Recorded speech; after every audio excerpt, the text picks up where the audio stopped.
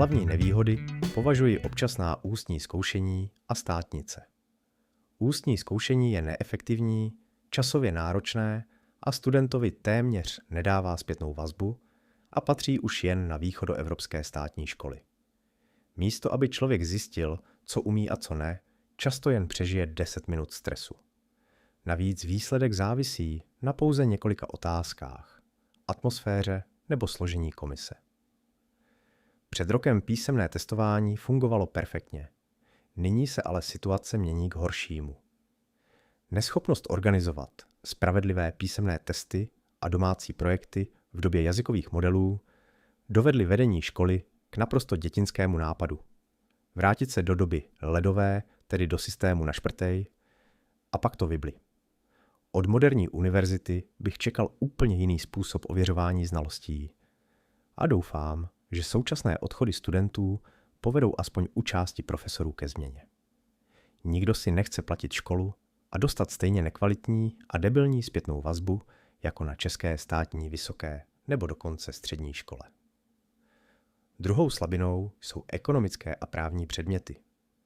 Naopak softwarové předměty jsou podle mě silnou stránkou školy. Nečeká se 3 roky jak na státní škole, než se dostane člověk k počítači a k programování a mezitím se šprtá definice z matematiky anebo počítá dětinské příklady ze sbírky. Případně se učí teorii databází bez toho, aby nějakou databázi viděl.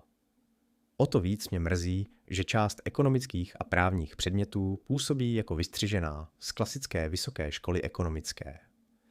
Místo diskuze o alternativních teoriích a jejich srovnání s klasikou, o startupové ekonomice, moderních financích, decentralizaci, umělé inteligenci nebo svobodě v digitálním světě se často učíme modely, které jsou zajímavé hlavně historicky.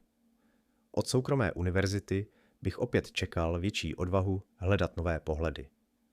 Upřímně řečeno, jsem si z několika přednášek s Urzou odnesl víc podnětů k přemýšlení než z celého semestru mikroekonomie. Chybí jasná identita školy. Po 4 letech úplně nevím, jakého absolventa chce škola vychovat. První 3 roky šlo o programování, architekturu a tak podobně. Bohužel část lidí z Akademie věd se z toho snaží udělat další teoretické učiliště, aby měli na přivýdělek. Sami aktivně neprogramují a místo toho píšou vědecké články. Co vůbec škola chce? Chtějí ještě samostatné budoucí podnikatele, softwarové architekty, produktového vývojáře nebo úředníka, východoevropského akademika anebo panáčka do korporace. Přitom právě jasná filozofie školy určuje obsah předmětů, styl výuky i způsob zkoušení. Myslím si, že Unicorn University by měla mít odvahu říct, tohle je náš absolvent. Pokud by šla škola opět cestou samostatných vývojářů, byl bych spokojený. Napojení na Unicorn.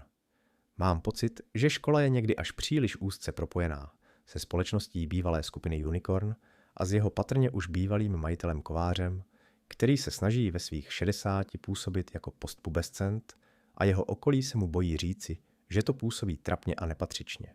Chápu, že je přirozené využívat zkušenosti zakladatelské firmy, ale univerzita by měla budovat především vlastní značku a vlastní akademickou identitu.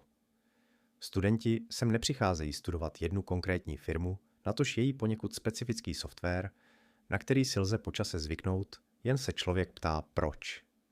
Čím širší bude pohled školy na celý technologický svět, tím větší hodnotu budou mít její absolventi. Bohužel ne každý student přišel studovat. Tohle je pro někoho citlivé téma, ale myslím, že stojí za zmínku. Část studentů školu nevnímá primárně jako místo, kde se chtějí něco naučit. Když pak pracujete na společném projektu, je to znát. Aktivní studenti táhnou tým, zatímco jiní jsou téměř neviditelní. Projektová výuka funguje jen tehdy, když mají všichni podobnou motivaci a tou motivací není prodloužení povolení k pobytu. Pokud má být v prváku 200 studentů, co zaplatili školné a přijde jich 50, někde je problém. Že to nevadí státním školám, je jedna věc. Ano, výuce to sice moc nevadí, ale působí to jako všechny ty nedávné dotační kurzy programování, kde jde jen o to schrábnout dotace a učí to naprostí amatéři napojení úplatkama na úřady práce. Cashflow to vylepší, ale dlouhodobě je to průser, protože škola se pak koncentruje na tento segment a ne na to, aby vzbudila zájem u běžné kohorty studentů a nabídla něco, co školy jako ČVUT nebo Matematicko-fyzikální fakulta nabídnou za 30 let.